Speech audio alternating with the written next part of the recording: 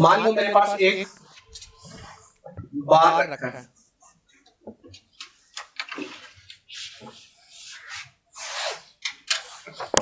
है ना?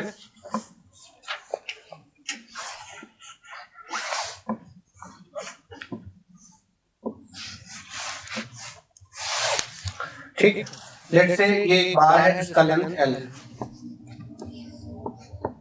ठीक है ना?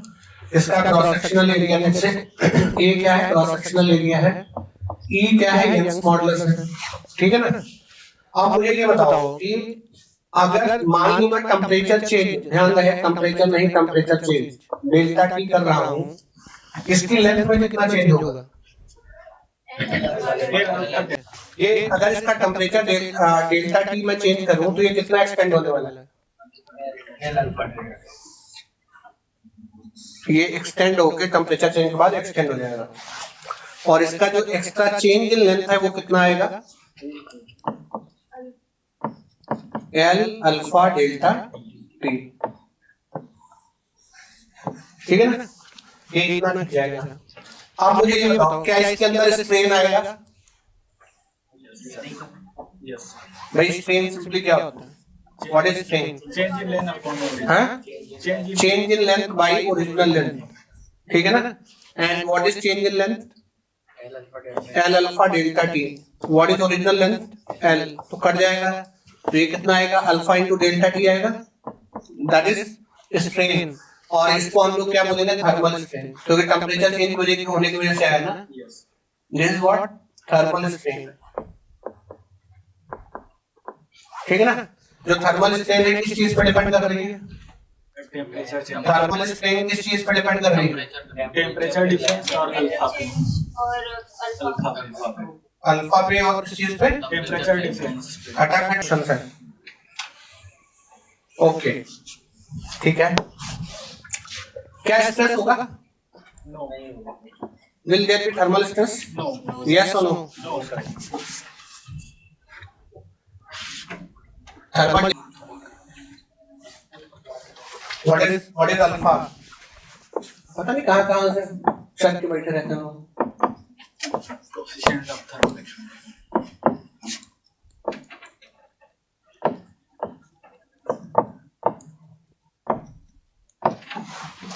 ठीक है ना? There will not be any thermal stress. अब कहानी क्या होता है? अगर तुमने बार को फ्री रखा है उसमें कोई भी स्ट्रेस नहीं आएगा, अपने आप एक्सपेंड हो जाएगा।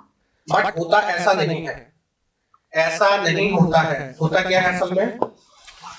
मेरे पास एक बार है, मान लो मैंने इसको दोनों तरफ से फिक्स कर दिया। क्या किया? फिक्स कर दिया इसको। अब क्या हो रहा है? फिक्स होने की वजह से इसकी लेंथ कितना है? L, ठीक है ना? एंड अल्फा और डेल्टा टी टेम्परेचर चेंज और E यही है। आप देखो, अब अगर आप टेम्परेचर चेंज करते हो, if there is temperature change, क्या इसकी लेंथ चेंज हो सकती है? नो। क्या इसका लेंथ चेंज हो सकता है? क्या इसका लेंथ चेंज हो सकता है? नहीं। लेकिन ये फैलने की कोशिश तो करेगा। कोई आदमी फैलने की कोशिश करे और उसे फैलने ना दो तो क्या होगा? स्ट्रेस आएगा। वही स्ट्रेस हमें निकालना है। अब देखो इसको निकालने का ये एक स्टैटिकली इंडिटरमिनेट प्रॉब्लम है। क्यों? जैसे ही आप टेम्परेचर चेंज करते हो इसका लेंथ चेंज होता है, और वो लेंथ चेंज अभी हमने देखा था L अल्फा डेल्टा टी होता है, ठीक है ना? तो ये दोनों से एक्सपैंड करने की कोशिश करेगा। अब अगर इसको एक्सपैंड नहीं होने दोगे तो there will be thermal stresses, and इस पे यहां पे थर्मल स्ट्रेसेस डेवलप होंगे ए और बी पे, और ए और बी पे रिएक्शन जनरेट होंगे। तो कॉमन सी बात है, दो रिएक्शन है, एक ही इक्वेशन होगा sigma F X equals to 0। It's an indeterminate problem. अब इसको करते कैसे हैं? सिंपल सा बात है, यदि लोड में देखो, कल तुमने एक रिलेशन ये पढ़ा होगा, मतलब E, A और L किस चीज पे डिपेंड करता है? E, A और L को बार पे डिपेंड कर रहा है ना। अच्छा, इसको थोड़ा सा रीअरेंज करके मैं लिख रहा हूँ। मैं P को ऐसे लिख सकता हूँ, E A by L into delta, ठीक है ना? अच्छा, P इक्वल्स टू क्या, मैं इसको K लिख सकता हूँ? Yes, sir. What is K?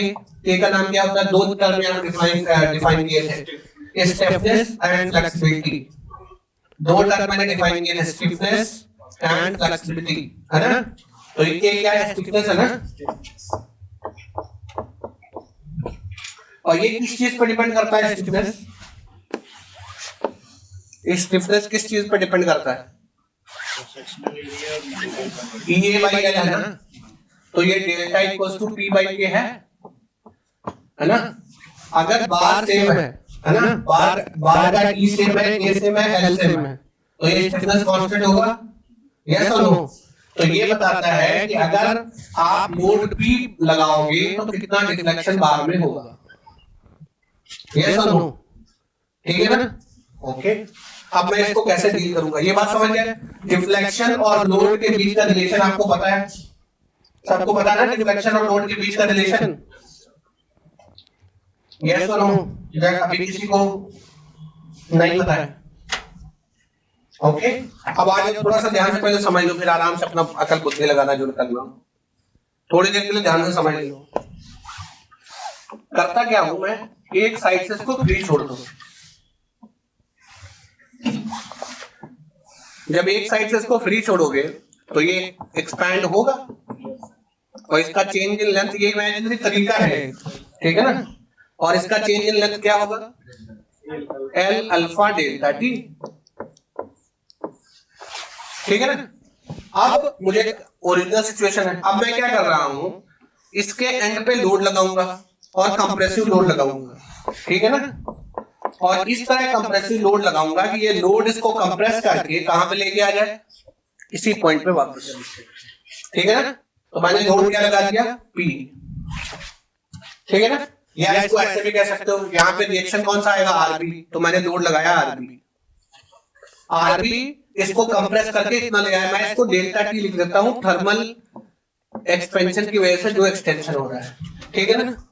इसका मतलब मैं RB लोड लगाऊंगा और वो बार के अंदर कितना कंप्रेशन जनरेट करेगा? ये डेल्टा T। तो क्या RB और डेल्टा T के बीच में रिलेशन दिया है? सेम रिलेशन यूज कर सकता हूं, देखो वहां देखो,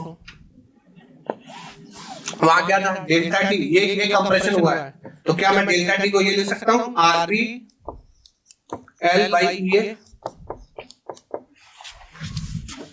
है ना?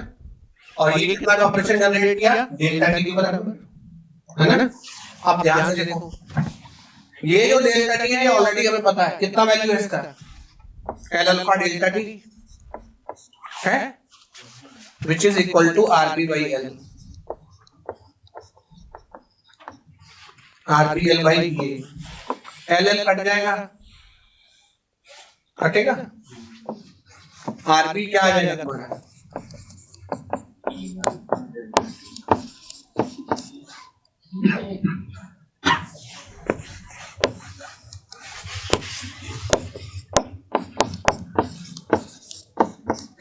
यही है, रिएक्शन आ गया। अब तुम इस बात को ध्यान से देखो, RB का वैल्यू मुझे पता लग गया है, अब इस बार का एफडी बना रहा हूं मैं, कैसे यार इसका एफडी बना रहा हूं, देखो ये बात है ना, मुझे इक्विलिब्रियम से बताओ, अगर यहाँ पे RB लगेगा तो जो लोड कंप्रेसिव यहाँ पे लगेगा वही लोड यहाँ लगेगा, तभी तो ये इक्विलिब्रियम में रहेगा। इसका मतलब यहाँ और यहाँ सेम लोड, आगे और RB सेम होगा, है ना? और दोनों की वैल्यू कितनी होगी? ये अल्फा बाई डेल्टा T। तो कुल मिला के मुझे RB नहीं, मैं इसको फिर से रीअरेंज करके लिख देता हूँ, मुझे लोड पता लग गया है कितना लोड लग रहा है, और वो है आपका ये अल्फा डेल्टा T इधर से और सेम इधर से,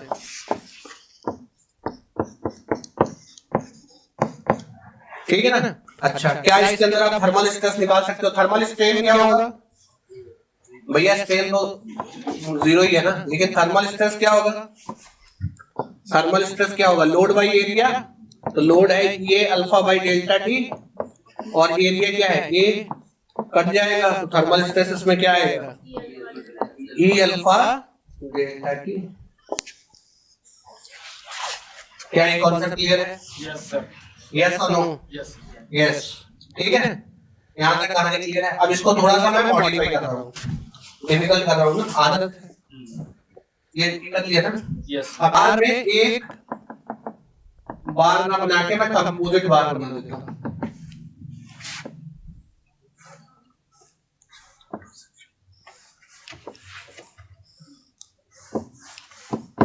आदत से आदमी मजबूर कहाँ से?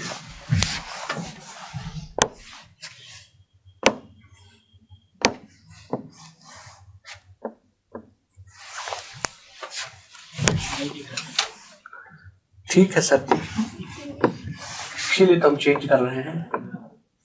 आपके हुक्म की अवहेलना करने की हिम्मत हमने कहाँ है।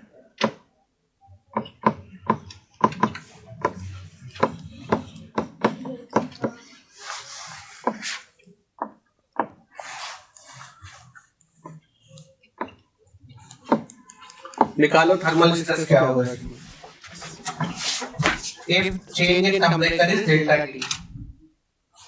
If change in temperature is delta T, find out the thermal stress.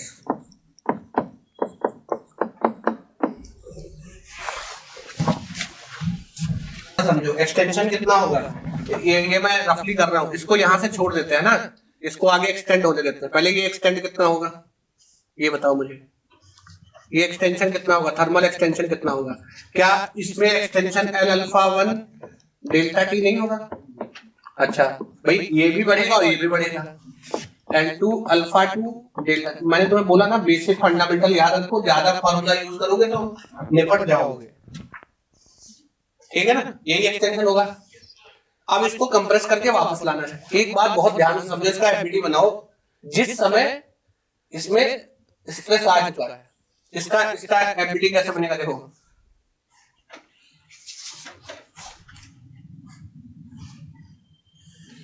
ठीक, अब मैं मान लो यहाँ पर रिएक्शन आता है R, ध्यान से देखना, तो उतना ही इक्वल एंड अपोजिट R यहाँ पे आएगा, same equal and opposite R यहाँ पे आएगा, same equal and opposite R यहाँ आएंगे, तभी तो ये इक्विलिब्रियम में है। कहने का मतलब यही फोर्स है, समझ लो। ये एफबीडी है, ये A है, ये B है, ये B है, ये C है, ठीक है ना। कितना एक्सटेंशन हो गया, ठीक है ना। अब इसको कंप्रेस करो, इधर से लोड लगाओ, इधर से P लोड लगाओ, तो अब जो कंप्रेशन होगा दो में होगा, इसमें होगा, इसमें होगा। पहले वाले में कंप्रेशन कितना है, बात समझ में गए ना। इसमें भी कंप्रेसिव फोर्स R होगा, इसमें भी कंप्रेसिव फोर्स R होगा, ठीक है ना। ये बात समझ में आ रहा है? ओके, आ रहा है, अच्छी बात है। इसमें बुरी बात क्या, आप उधर से R फोर्स लगा दो, इसको कंप्रेस करना चालू करो। एक दोनों में कंप्रेशन होगा, एक इसमें कंप्रेशन होगा, इसमें होगा, तो पहले वाले में कंप्रेशन कितना होगा, R L1 by A1 E1 plus R L2 by A2 E2। ये इतना कंप्रेशन हुआ, ये किसके बराबर होना चाहिए, इसके बराबर। L1 alpha 1 delta T, L2 alpha 2 delta T, ठीक है ना। अब इसमें कर लो, बस हो गया। R कॉमन ले लो, R आ जाएगा।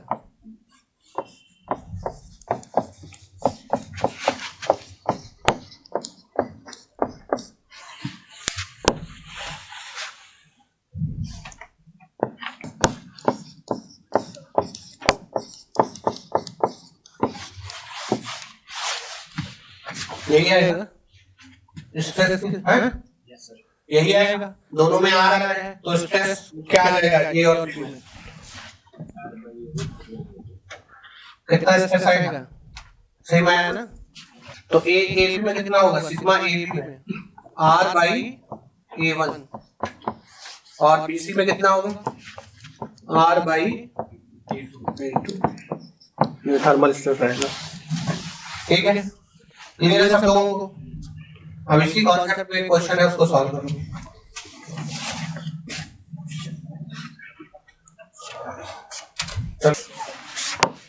R क्या आएगा, ये यही आएगा ना, L1 alpha 1 delta T plus L2 alpha 2 delta T plus L3 alpha 3 delta T, यही आएगा ना, डिवाइड बाई ये एक्सटेंशन है, नीचे क्या आएगा L1 by E1 A1, A1 है ना पहला वाला।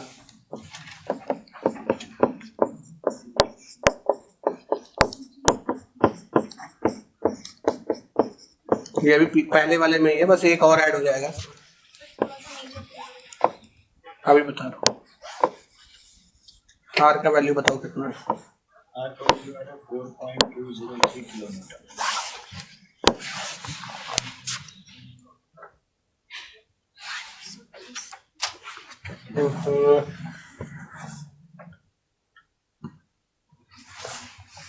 इसका ये बहुत बड़ा सवाल है।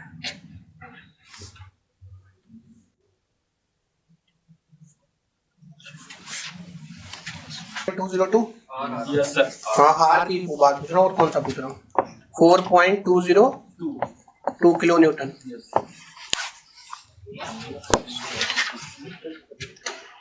सारा है 21 MPa, 9.34 MPa और 8.16। स्टील ऊपर स्टील, ब्रास और कॉपर है ना।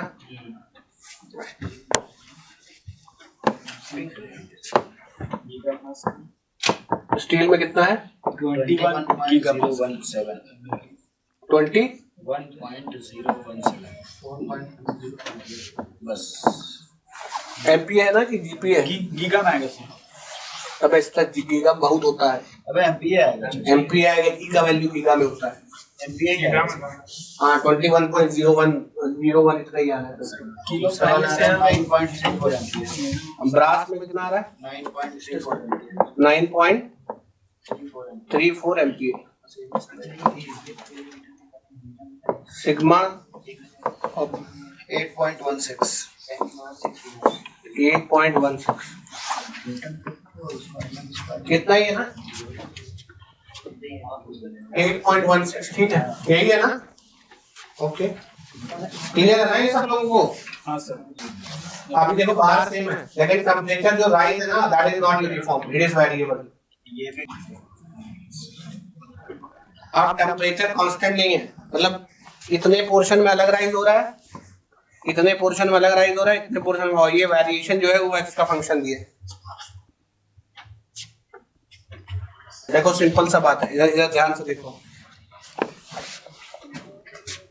इसका सीधा मतलब ये हुआ, आप ध्यान से देखना, इस क्वेश्चन को ध्यान से पहले समझो।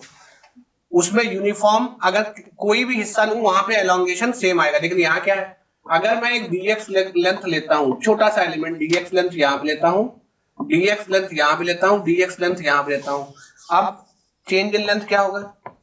Alpha L alpha delta T होता है ना, तो alpha delta T into dx होगा ना, है ना? और ये हर लोकेशन पे अलग अलग होगा। तो चेंज इन लेंथ मैं ऐसे लिख देता हूं कि छोटा सा लेंथ चेंज होगा, दैट इज dl, ओके, और ये होगा dx अल्फा डेल्टा टी, यही होगा, है ना? अब असल में क्या होता है, इसको इंटीग्रेट करो तो डेल्टा टी कांस्टेंट है, होता है, अल्फा कांस्टेंट होता है, तो dx को इंटीग्रेट करोगे तो क्या आएगा? लेंथ l, और ये डेल्टा l हो जाता है। बट यहाँ डेल्टा टी कांस्टेंट नहीं है, इसको पुट कर दो, देखो डेल्टा टी किसका फंक्शन है, तो dx अल्फा, और इसका फंक्शन बताओ क्या है? TA plus x by l bracket में tb माइनस TA।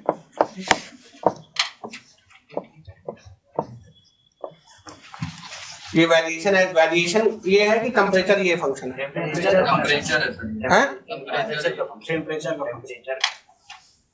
dx है।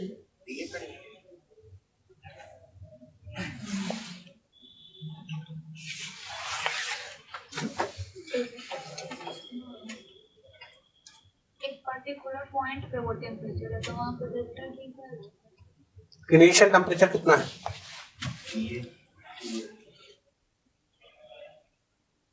आएगा ये बढ़ जाएगा, ये बढ़ जाएगा। नहीं क्या मतलब?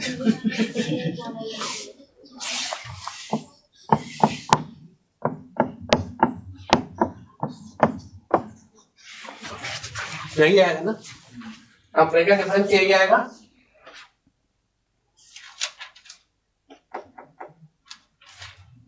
ठीक है ना? आप टोटल चेंज इन लेंथ के लिए क्या करो, इंटीग्रेट कर लो। तो क्या आएगा, टीबी माइनस टी ए तो कांस्टेंट है बाई एल, अल्फा भी कांस्टेंट है, एक्स डी एक्स क्या हो जाएगा, ये एल स्क्वायर बाई 2, यही होगा ना। देखो ये और ये कट जाएगा,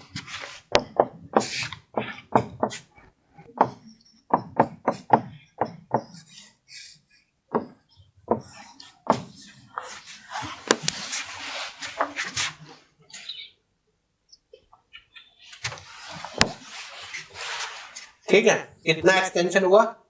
अब ये किसके बराबर होगा,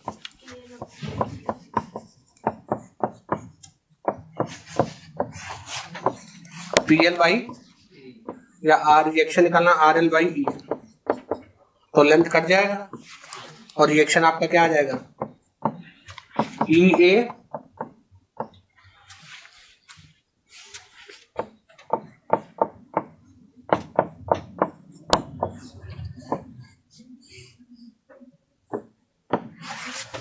सही आएगा।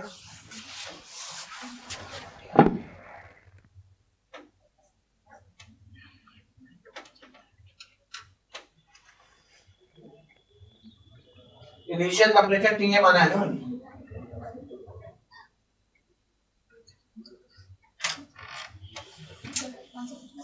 तो देख सेम रिजल्ट आया, आर आ गया तो स्ट्रेस आ जाएगा,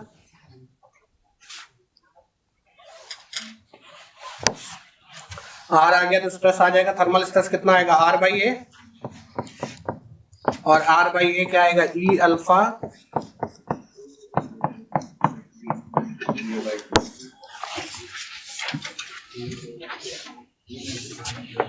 ठीक है, क्लियर नहीं आता कहानी।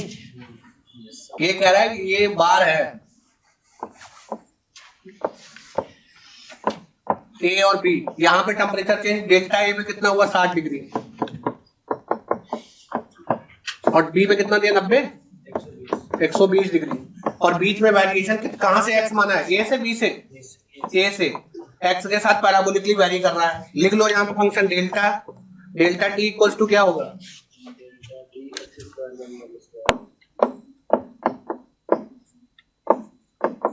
जो लिखना चाहो लिख लो, दो है तो दो ही लिख लो, दो कांस्टेंट निकालो, ये दो एंड वैल्यू दिया है, इन दो एंड वैल्यू का यूज करके तुमको पैराबोलिक फंक्शन बनाना है, फिर उसमें पुट करके इंटीग्रेट कर लेना।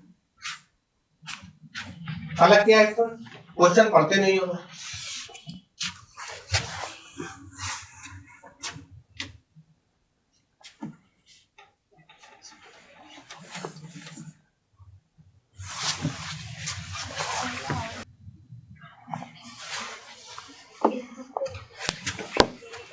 देखो ये इस फंक्शन से जाएगा ना,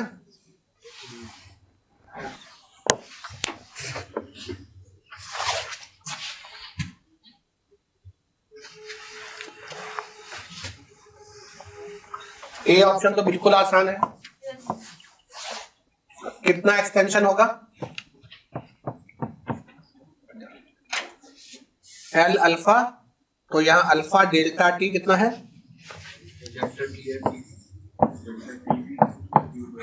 बी, ये होगा, तो इसको इंटीग्रेट कर लो 0 to x। ये बताने की जरूरत नहीं है ना, कोई भी बता दो, ये बताने की जरूरत तो नहीं है। देखो ये एल, एल क्या है, छोटा सा लेंथ एल, ठीक है ना, एल अल्फा डेल्टा टी ये है, डेल्टा टी क्वेश्चन में दिया है, इंटीग्रेट करने पे ये वैल्यू कितना आएगा, तो ये आएगा अल्फा डेल्टा टी बी, और क्या आएगा एल बाई 4,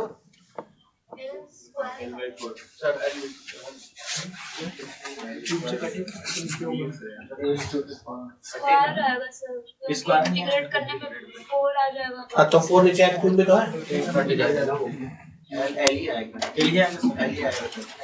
अच्छा रिएक्शन क्या होगा, अब देखो ये L alpha delta B L by 4 ये किसके बराबर होगा, इसको कंप्रेस करो रिएक्शन लगा के, तो आर एल बाई ए होगा ना, यहाँ से आर निकाल लो, डेल्टा टी बाय 4,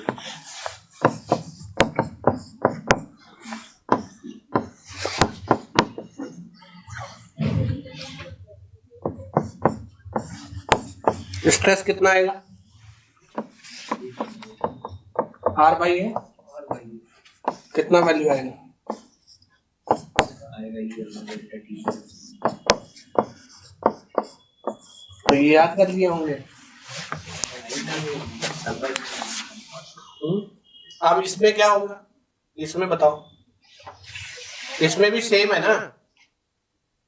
जितना वो डिस्प्लेस हो सकता है उतना माइनस करिए। बस बस बस बस बस एकदम सही बात है, ऐसा ही कुछ करना है। देखो अब ये फ्रीली कितना एक्सपैंड होगा, देखो ध्यान ध्यान से देखना। इसमें स्प्रिंग कांस्टेंट के एरिया है ना, ठीक। तो आप ध्यान से देखो, एक्सपेंशन कितना होगा, वो इतना ही होगा, alpha delta TB L by 4, है ना।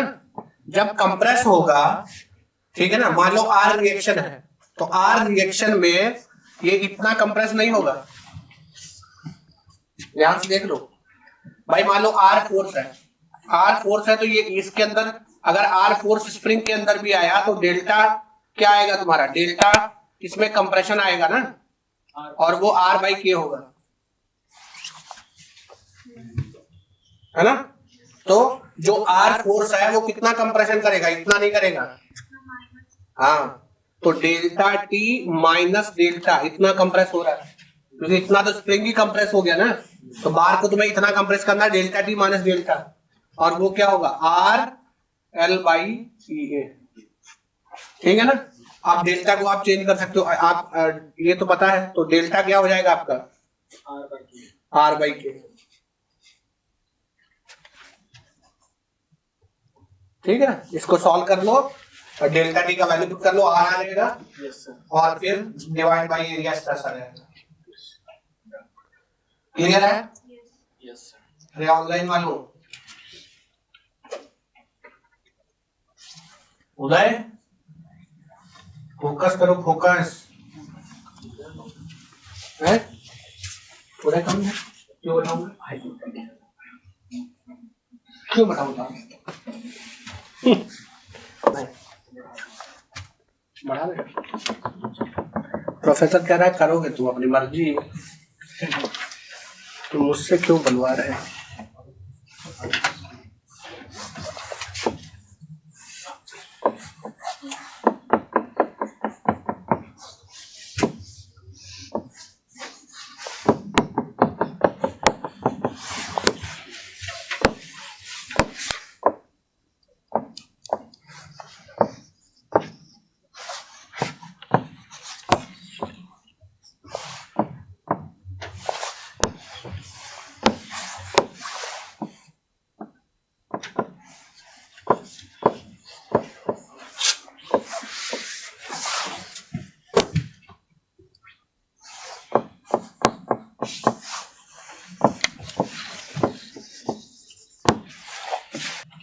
देखो इसको फ्री छोड़ोगे तो एल अल्फा डेल्टा टी तो वही आएगा, उसमें क्रॉस सेक्शनल एरिया है ही नहीं ना इसमें, है ना।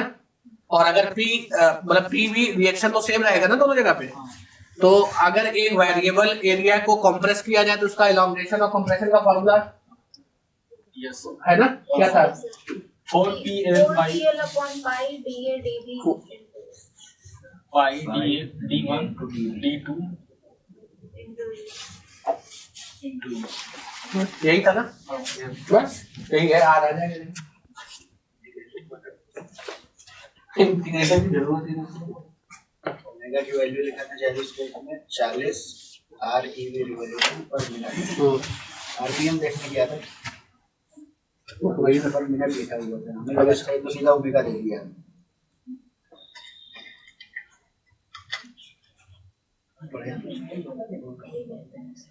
तो आरपीएम लिखा हुआ था रिवॉल्यूशन पर मिनट, हमें लगा था ये तो ओमेगा कितना ही आएगा ना रिएक्शन, नहीं है रिएक्शन, ओके। अच्छा स्ट्रेस फिर क्या आ जाएगा, सिग्मा ए पे थर्मल स्ट्रेस क्या आएगा, d कट जाएगा आर बाई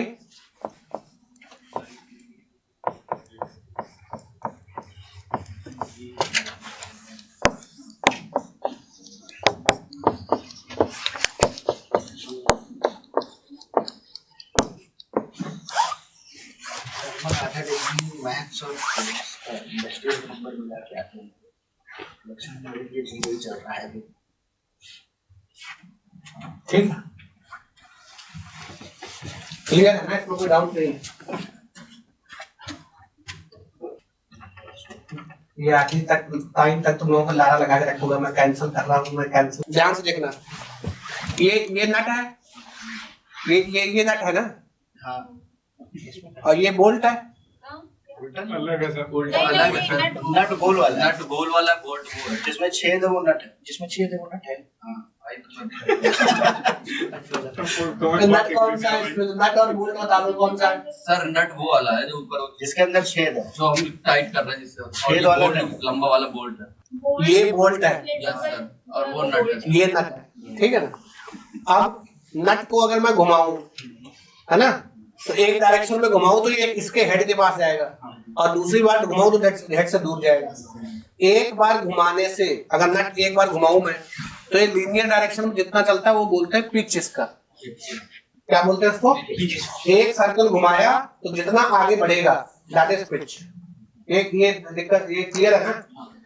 अच्छा, अगर इसको टाइट किया, आप ध्यान से देखना, जैसे इसको घुमाओगे इसके बीच का ये जो डिस्टेंस है कम होने वाला है कि नहीं है?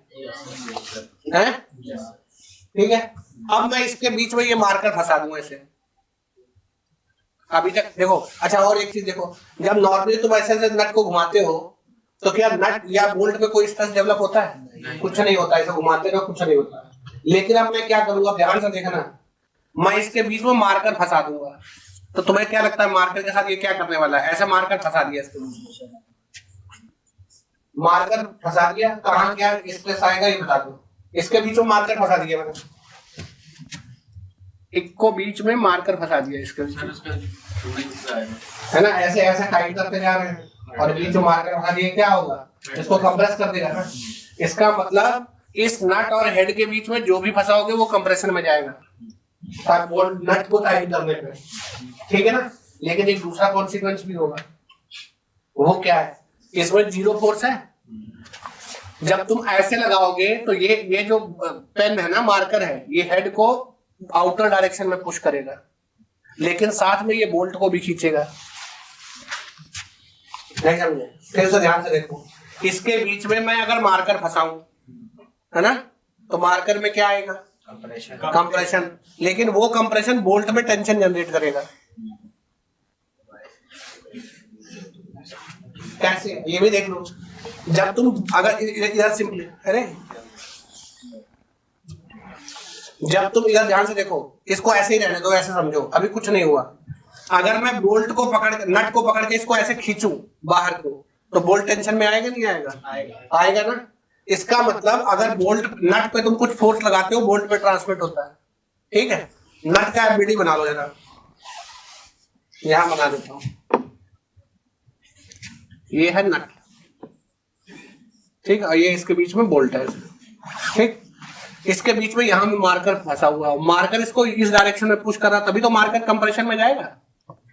जब इसको इधर को पुश करेगा, जब इसको इधर को पुश करेगा, तो अब ये इधर को भाग रहा है, लेकिन इसके बीच में थ्रेडिंग है, ये भागने नहीं देगा, तो ये इसको क्या करेगा, ये जो फोर्स है ट्रांसमिट होकर बोल्ट पे आएगा, बोल्ट क्या होगा? बोल्ट भी खींचेगा।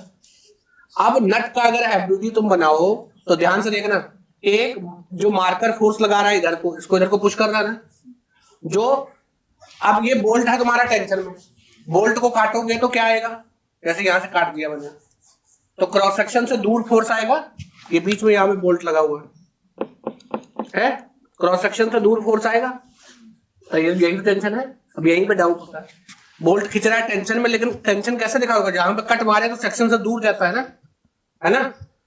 अब इस नट पे 2 फोर्स है, कौन सा? एक जो मार्कर फंसाया है उसने लगाया है, और दूसरा नट ने लगाया है ना।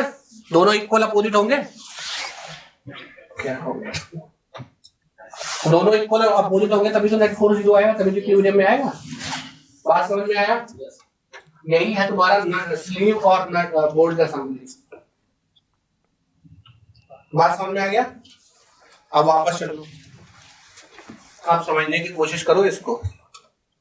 ये देखो, यही है तुम्हारा, देखो ये नट है, ठीक, ये बीच में मैंने वार्शर लगा दिया, ये बोल्ट है, ये बोल्ट का हेड है, ये मार्कर की जगह आप स्लीव फंसा रखा है। जैसे ही आप यहाँ से नट को टाइट करते हो, स्लीव में क्या आता है? कंप्रेशन, और बोल्ट में क्या आता है? टेंशन। ठीक है, यहाँ तक कहानी क्लियर है। लेकिन हमारा एक क्वेश्चन अभी तक हम अपने क्वेश्चन तक ही पहुंचे। हम क्या कह रहे हैं? हम एक अलग क्वेश्चन, हमारा तो राग भी अलग है ना। हम कह रहे हैं कि ये नट को जस्ट इतना टाइट कर दिया कि ना बोल्ट में टेंशन है ना स्लीव में कंप्रेशन, जस्ट हल्का सा टाइट कर दिया।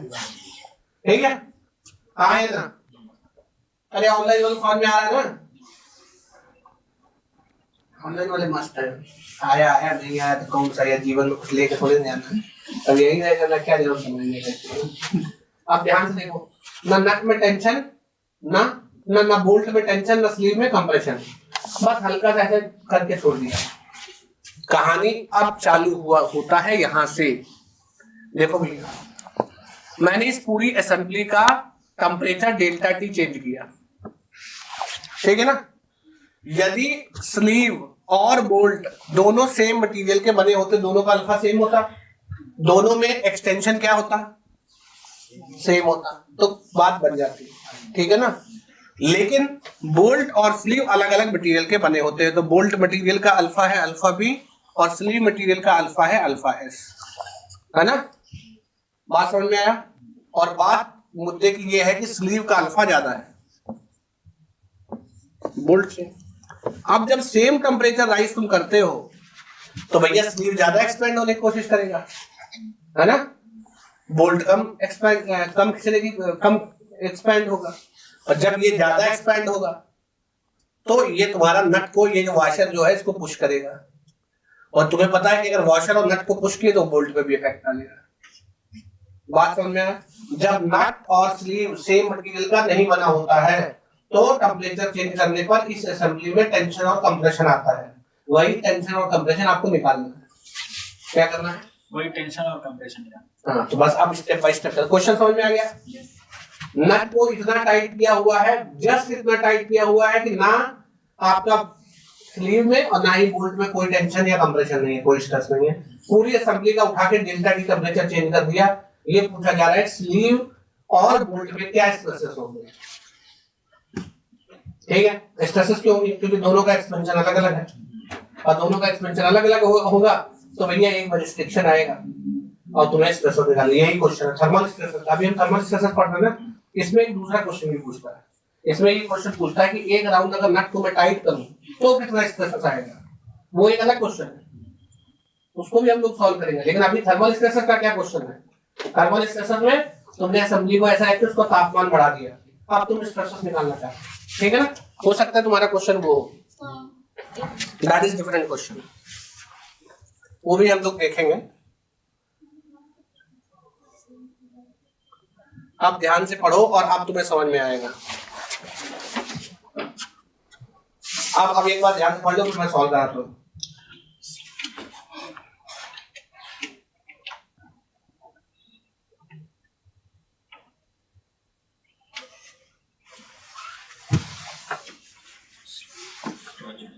सर इसमें भी तो मूवमेंट करा ही रहा है ना, क्योंकि वो नट को टर्न कर रहा है ताकि वो क्वेश्चन पढ़ो कर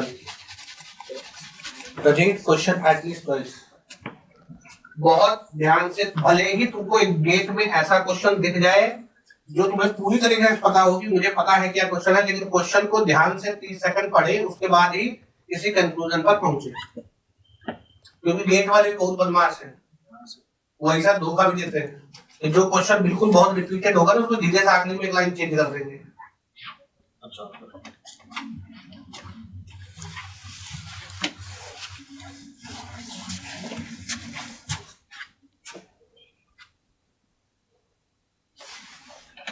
पढ़ लिया?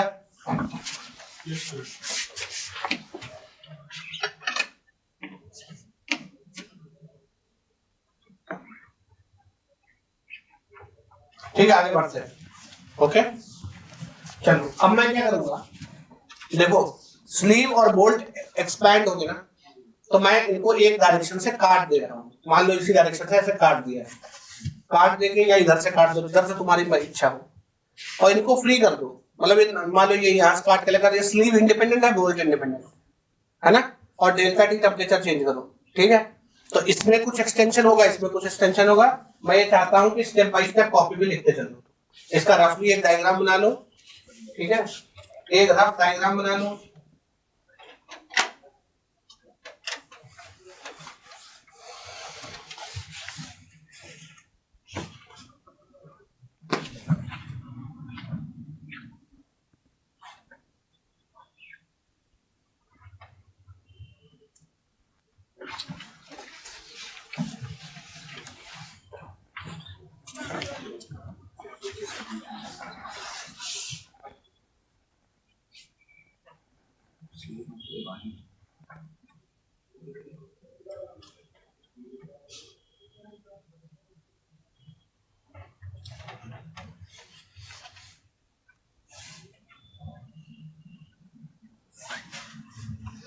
रफ डायग्राम बना लो, क्वेश्चन मत लिखो। अच्छा ठीक है, देखो छोड़ दिया।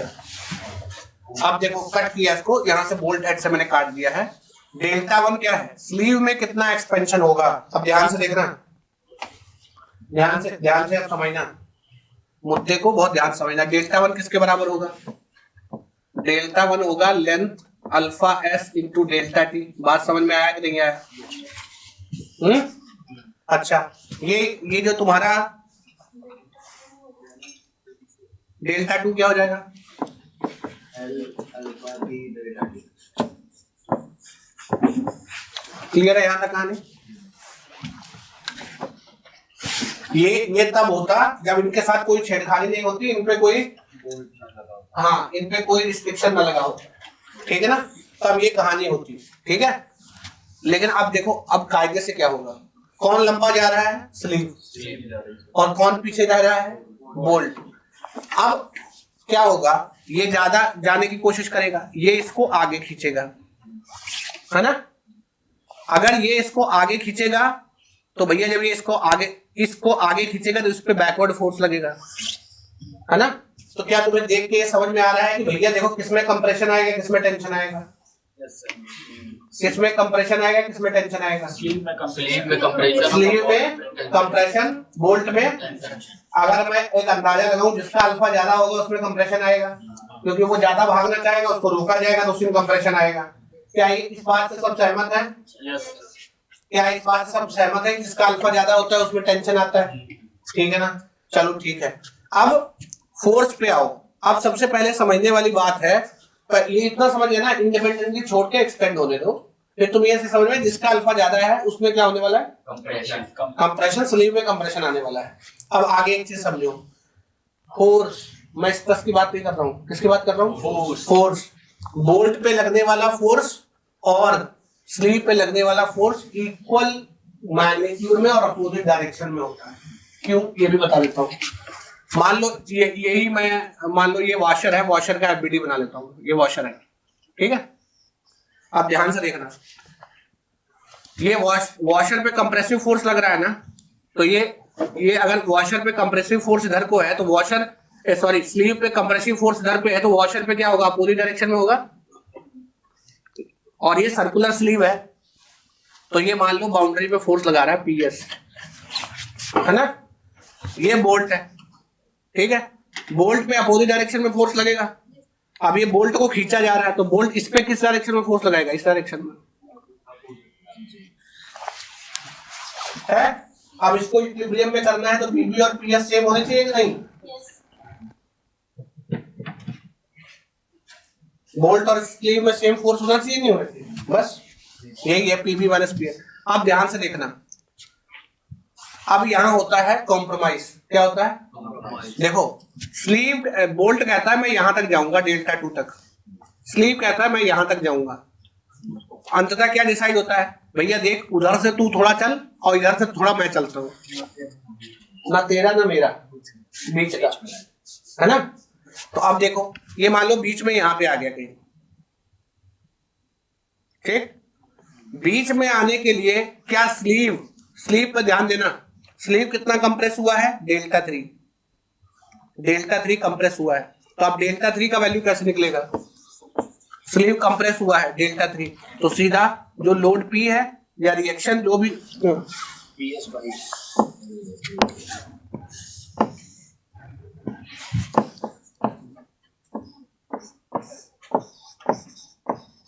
कितना होगा D3। ये कंप्रेशन आया है किसमें, स्लीव में।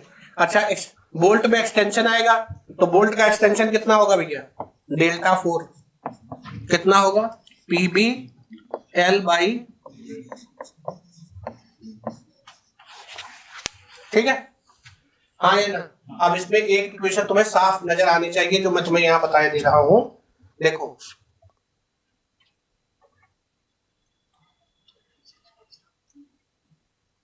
पीछे छुप कोई बात नहीं, इसको इधर कर लेते हैं।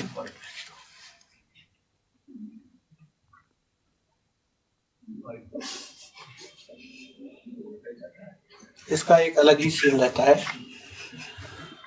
ठीक है। अब ध्यान से देखो, तुम इसके चक्कर में मत पड़ो। सब मुझे ये बता दो, सबको डेल्टा 1, डेल्टा 2, डेल्टा 3, डेल्टा 4 चारों चीजें क्लियर है कि नहीं है? डेल्टा 1 डेल्टा 2 सबको क्लियर है ना। अब ये खिंचा कितना है, खिंचा है डेल्टा। ये जो डेल्टा है, देखो ये जो डेल्टा है सबसे ज्यादा इसमें कौन सा है, delta 1।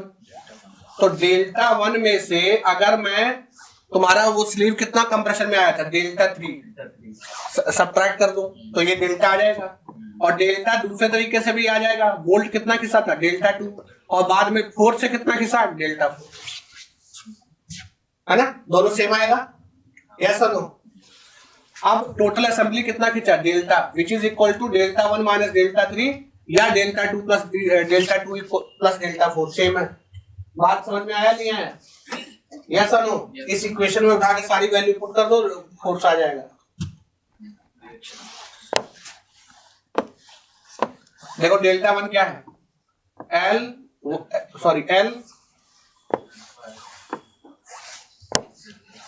L alpha S delta T, है ना। अच्छा डेल्टा 3 क्या है, स्लीव कितना कंप्रेस हुआ, PS L upon ES, okay. Delta 2 क्या है, बोल्ट कितना खींचा, प्लस एक खींचा ना, टेंशन आया इसमें, तो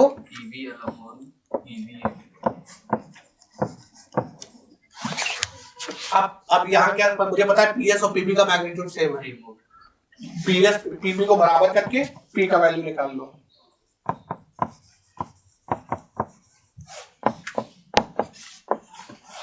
निकालो प्लीज एक्सप्लेन। देखिए शायद फिर से लिख लीजिए एक बार शायद। मुझे वही कह रहा था कि यार ऑनलाइन वाले रिपीट करने के लिए क्यों नहीं बोल रहे हैं। फ्री में तो जब आदमी पढ़ता तो ज्यादा पूछता है। की तरह अबे देखो इधर देखो, ये मान लो ये डेडलाइन है, यहाँ से आगे खिंच रहा है, इधर से ध्यान से देखना। मान लो स्लीव खिंच गया ज्यादा, कितना हो गया, ये खिंचा है डेल्टा 1, ठीक है। बोल्ट खिंचा है डेल्टा 2, ये डेल्टा 2, ठीक है ना। ये थर्मल एक्सपेंशन से खिंचा है। डेल्टा 1 आपने माना है L alpha S delta T, और डेल्टा 2 माना है L alpha B delta D। ये सही है, ये क्लियर है ना यहाँ तक। अब देखो अब क्या होगा, ये जो स्लीव है ये पीछे आएगा, ये जो स्लीव है ना ये पीछे आएगा, और मान लो पीछे आगे कहाँ रुक गया, बीच का स्थिति बनेगा ना, ये आ गया डेल्टा। तो ये जो स्लीव है ये पीछे कितना आ रहा है, डेल्टा 3, ठीक है ना। और ये बोल्ट आगे कितना खींच रहा है, डेल्टा 4। तो अब देखो ये पूरा असेंबली कहाँ तक आया, असेंबली यहाँ तक आया, ये असेंबली खींचा डेल्टा। अब ये डेल्टा क्या है भैया, ये पूरा डेल्टा 1 से डेल्टा 3 सब्ट्रैक्ट कर दो, वो नहीं है। या आप ऐसा कर लो, ये डेल्टा 2 था, इसमें डेल्टा 4 जोड़ लो, बस यही है ना।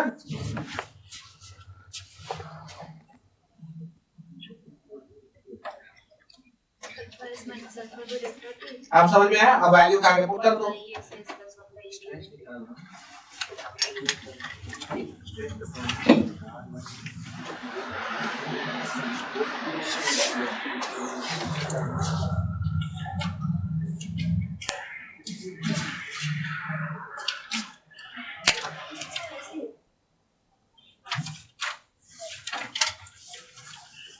ठीक है सर, समझ गया। है ना। अब वैल्यू पुट करते चले जाओ। डेल्टा 1 डेल्टा डेल्टा 3 क्या होगा, भाई कंप्रेस हो रहा है ना, तो P S L by E S A S. अच्छा डेल्टा 4 क्या होगा, बोल्ट खिंच रहा है ना, तो P B L by E B A B. Value put करके P S equals to P B लगा के निकाल लो। क्लियर है ना भाई? ओके। स्टील पे है 40 में है 40.122 एमपीए 40.1 बताया, 40.0 नहीं। 40.122। मैं तो भाई पवित्र की ही बात मानूंगा। पी का वैल्यू कितना, हमेशा कितना आ रहा है पी का वैल्यू? सर मेरा गलत आ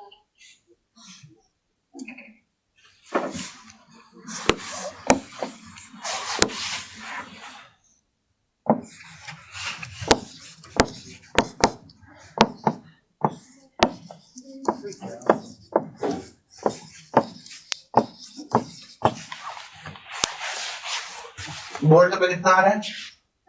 29.46।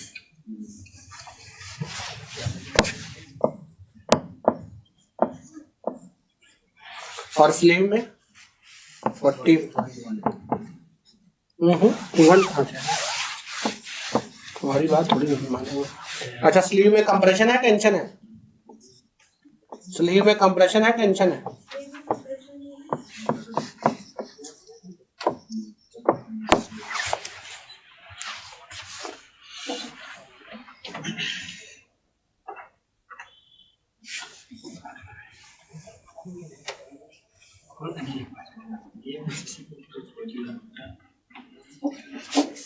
इसको डिवाइड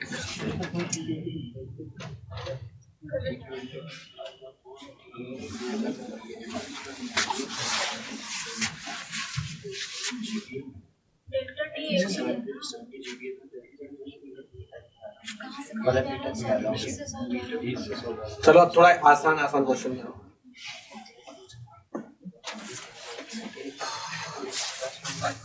चलो खटाखट थोड़ा आसान क्वेश्चन सॉल्व कर लो, फिर आगे मूव करेंगे।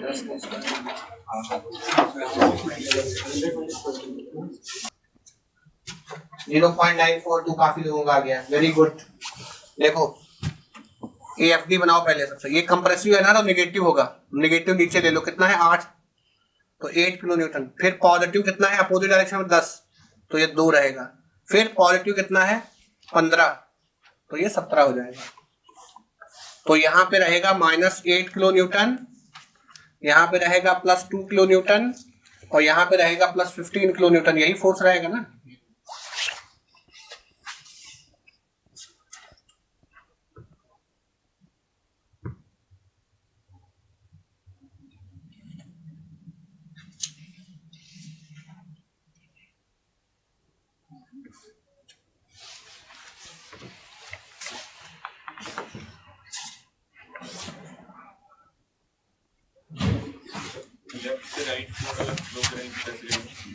पहले रिएक्शन निकालो, तो यहाँ पर रिएक्शन कितना है,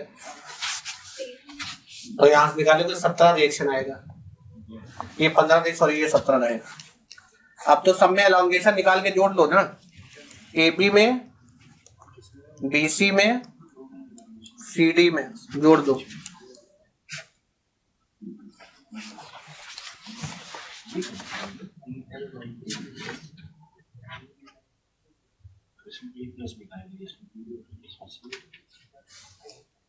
.942 ओके।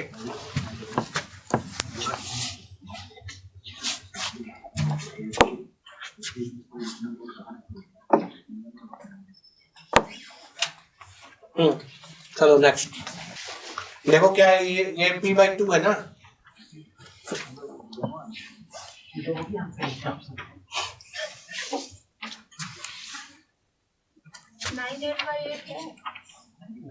ये P/2 है, फिर ये +P/2 ऐसा ही बनेगा ना। Yes sir. अब इसमें एक्सटेंशन कितना आएगा,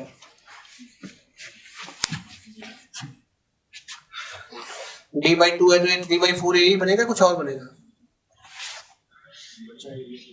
1/4 है ना। तो इसमें एक्सटेंशन कितना होगा, PL/A, लेंथ कितना है x, तो ये एरिया 3/4 ही है, ए है या ये इससे निकाला तुमने?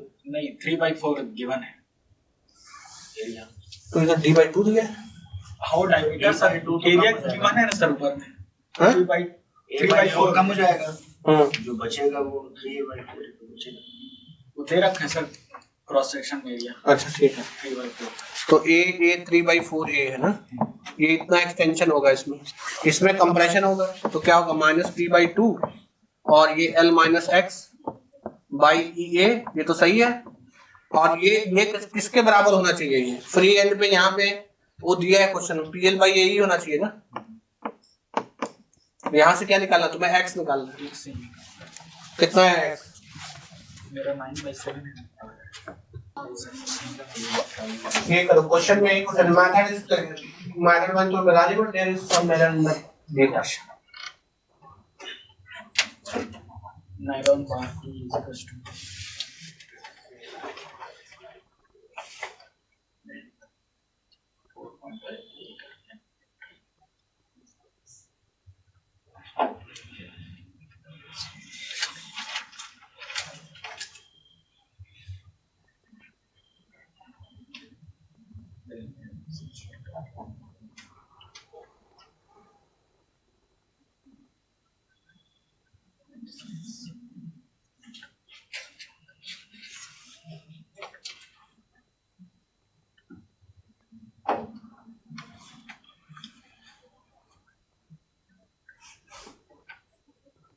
सर वहाँ पे एरिया 1/4 A/4 होना चाहिए बीच में,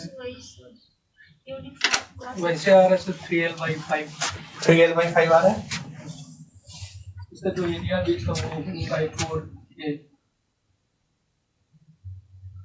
हाँ, मतलब अगर ये 3/4 हटा दिया जाए और जो बचे वो A/4 से आ रहा है, यस सर। A/4 ले लो, उसके बाद नेट एरिया जो है दैट इज A/4, देन आ रहा है 3/5। यस चेक कर लो एक बार।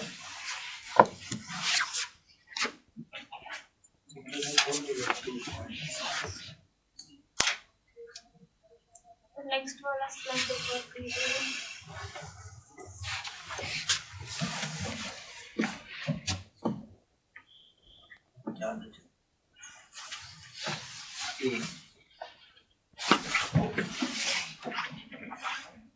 Yes sir. देखो सिंपल सी बात है, जब इसको लटकाते हो तो पूरा वेट आप कहाँ पे मानते हैं कि मिड पे लग रहा है ना। तो एलोंगेशन कितना आ जाता है? WL/2AE, है ना। Yes sir.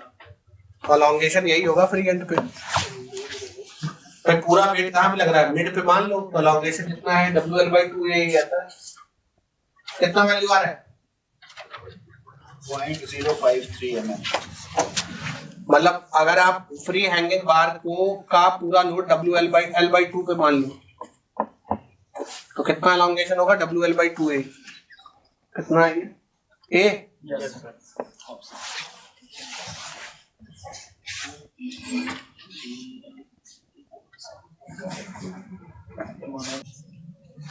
देखो सिंपल सी बात है, जो लोड आएगा एक शेल और ब्रास में डिस्ट्रीब्यूट हो जाएगा।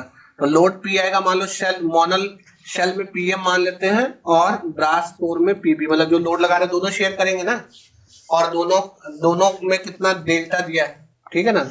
अब सीधा आ जाएगा, इसमें कुछ दिक्कत नहीं है, दोनों का लोड निकाल के जोड़ लो, ठीक है। अच्छा आप देखो डेल्टा क्या आएगा? शेल में क्या आएगा? PML/EA, है ना।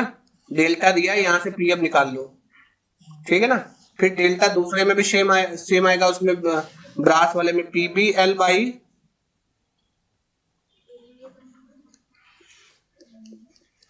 यहां से PM बता दो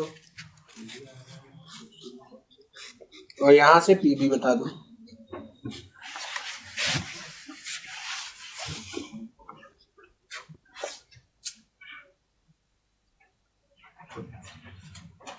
PM PB अलग अलग कितना है?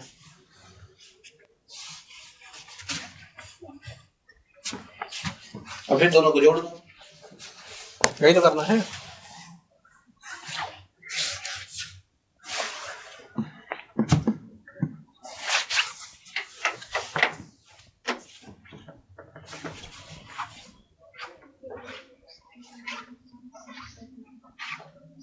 and what is the value of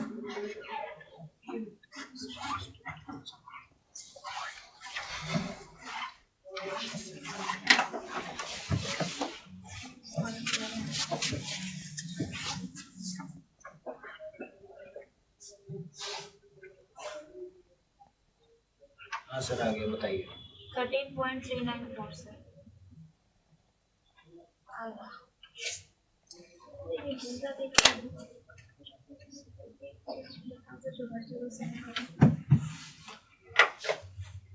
yes 13.3 M मतलब अंदर वाला फिलहाल वाला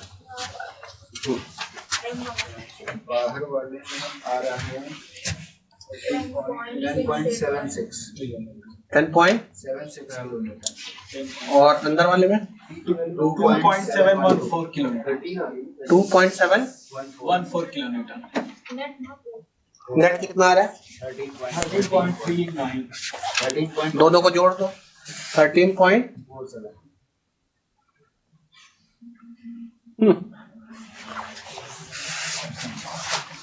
ठीक है, आसान था ना?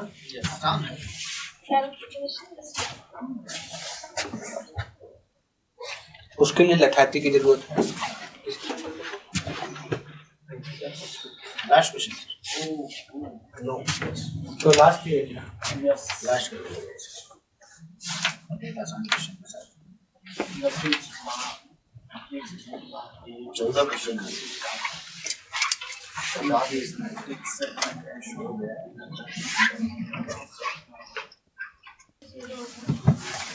देखो सिंपल सी बात है, पीबीपीसी कितना दे रखा है? पीबी इज 25 point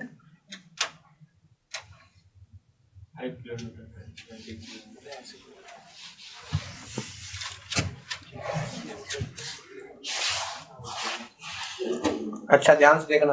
अच्छा रिजल्टेंट किधर है ये बता दो। हाँ 25.5 और पीसी क्या है 57 तो टूवर्ड्स राइट है ना, तो रिएक्शन लेफ्ट लगेगा, ठीक है ना। और इसको भी इधर ही कर दो। अब ध्यान से देखो कैसा बनेगा ये सेक्शन से दूर जाता हुआ है, तो ये क्या हो गया आर ए, और आर ए यहाँ तक कांस्टेंट जाएगा, then R A minus PB है ना, तो ये नेगेटिव में रहेगा आर ए माइनस 25.5, फिर प्लस हो जाएगा है ना, कितना प्लस होगा प्लस 17 ना, ठीक है। अभी यहाँ लगा दो, अब नेट डिफ्लेक्शन 0 आना है, तो ये क्या आएगा आर ए L1 बाई E A1 plus R A minus 20, ये देख लेना यूनिट मैच कर लेना, A2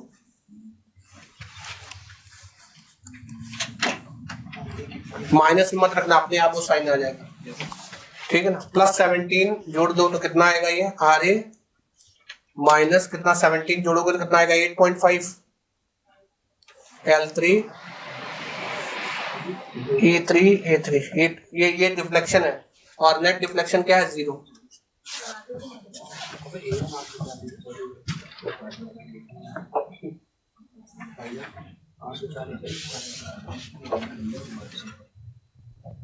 आर ए आ रहा है 10.5, आर बी आ रहा है -2, आर डी आ रहा है -2।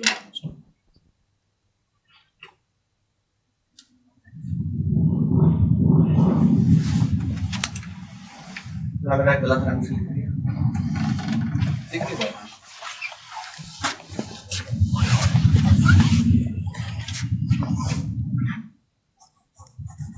आर ए E1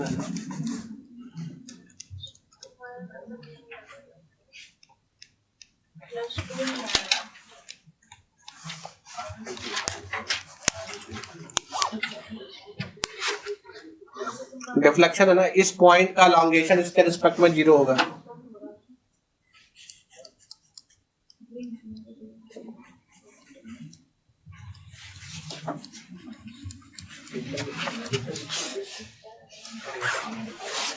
कि RA कितना आया है, what is the value of RA? 44.95 44 कहाँ से आएगा?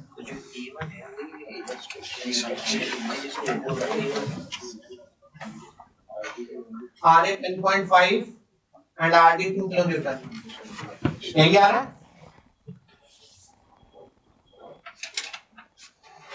क्या sir? RA 10.5 and RD 2 kilometre. तो अगर ये वाली डायरेक्शन लिखेंगे तो -2, मतलब RD इधर लग रहा है। अच्छा, पूरी डायरेक्शन, क्योंकि लास्ट वाली बार में टेंशन आएगा। ठीक है। तो ये RA तो सही है ना? RA 10.5 आ रहा है RA 10.5 और ये इधर को आ रहा है, मतलब यहाँ से वैल्यू निकालोगे तो ठीक है, 15 किलो न्यूटन का कंप्रेशन। ठीक है। RA 10 आएगा तो 20 में तो 15 आएगा ही माना। अगला क्वेश्चन बढ़ेगा। ये आड़े घंटा सब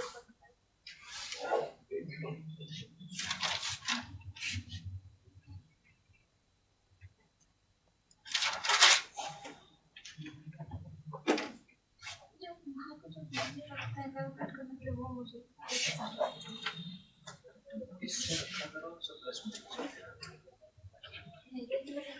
लास्ट में जो आड़े निकालने वाला RB RC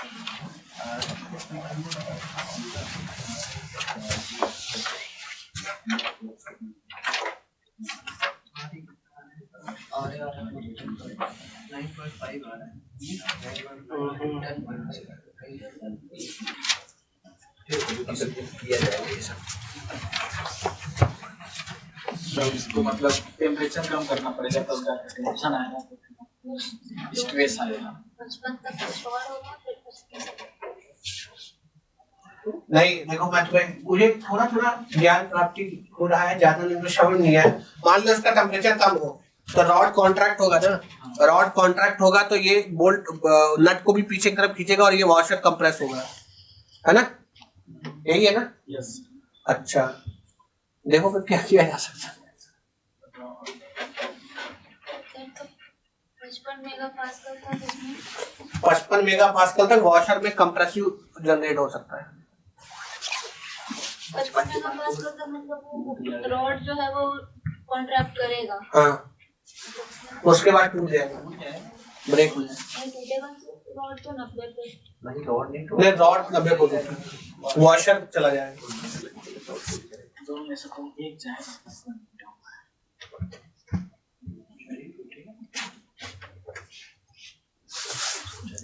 अरे देखो, मैं तुक्का मारते देखते हैं तुक्का में कितना सक्सीड होता है। ठीक है, अब आ जाओ, मान लो सबसे पहले हम लोग मान लेते हैं कि वॉशर ही क्रिटिकल है और वॉशर में 55 मेगापास्कल आ गया, तो फोर्स कितना लग रहा होगा, जरा सोच के बताओ। सिग्मा इनटू है, सिग्मा इनटू ए। ए क्या आएगा? वॉशर वाला एरिया। वॉशर वाला एरिया क्या है? 22 माइनस 15। यही है ना? जरा फोर्स निकालो कितना आएगा।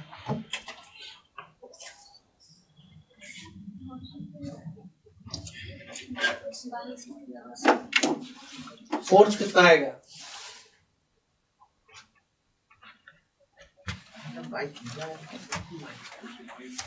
सर डायरेक्ट 5/4 स्क्वायर में 22 ही ले लेंगे ना, 15 माइनस। क्यों?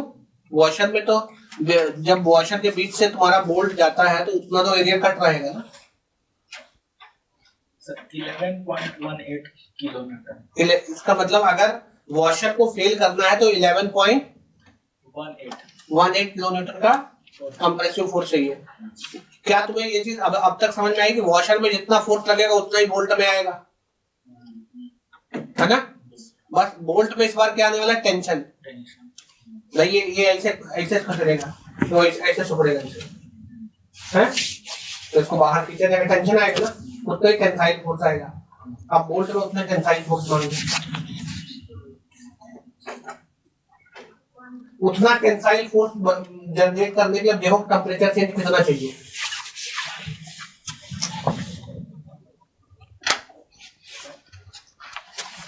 कितना फोर्स आया है? 11.18 किलो न्यूटन। ठीक है ना, इसका मतलब इस रॉड में भी 11 और रॉड में 11 पॉइंट, अच्छा ये रॉड में स्ट्रेस भी निकालो कितना है। अगर रॉड में इतना टेंसाइल फोर्स है तो टेंसाइल स्ट्रेस निकालो कितना है, 90 मेगापास्कल से कम है ज्यादा है। इससे भी पता लग जाएगा तुम्हारा जो रॉड है वो सेफ है कि नहीं है, क्योंकि मैंने इसको क्रिटिकल मान लिया है।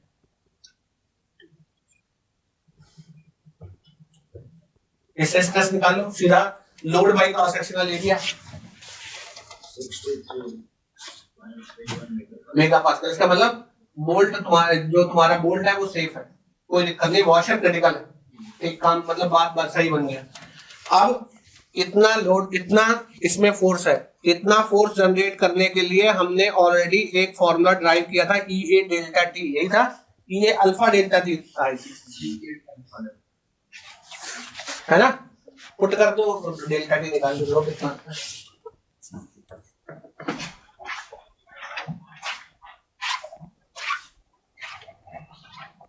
Just one thing.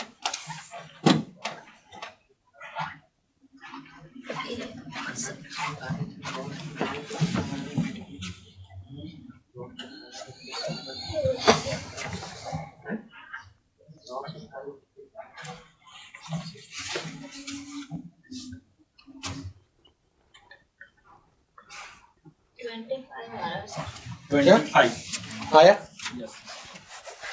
लोड निकाल के फिर उस लोड के लिए रॉड में पे लगाया।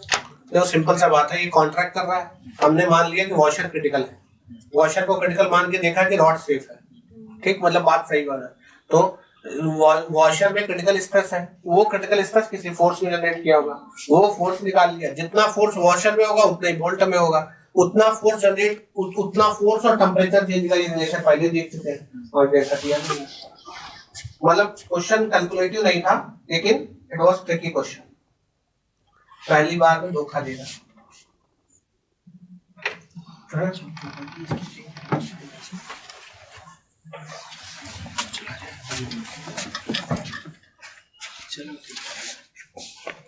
ठीक नहीं है, इसको बताओ क्या नहीं।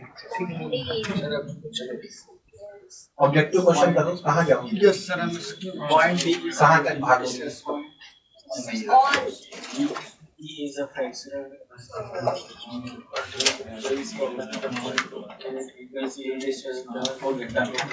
All of them. all of them.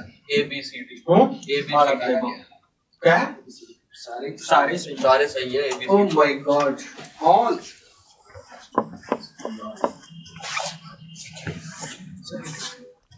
Relax होकर सोना चाहिए ना, इसलिए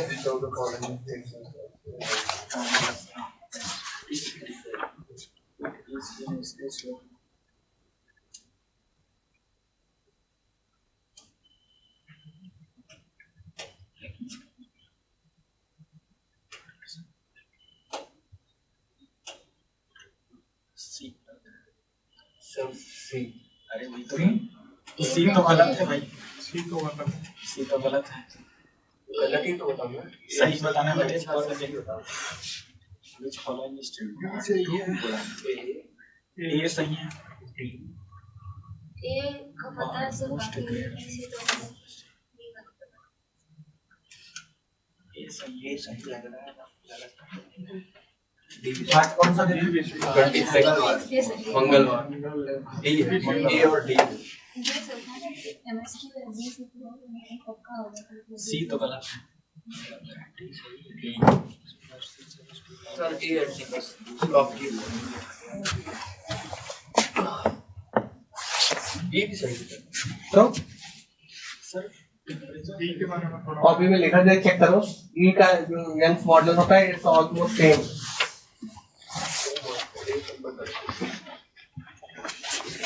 मोए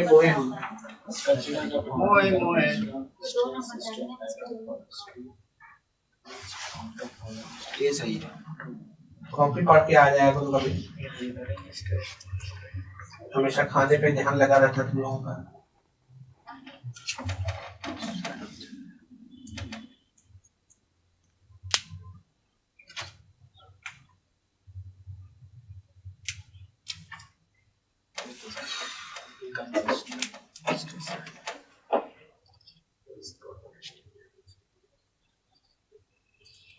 एबीसी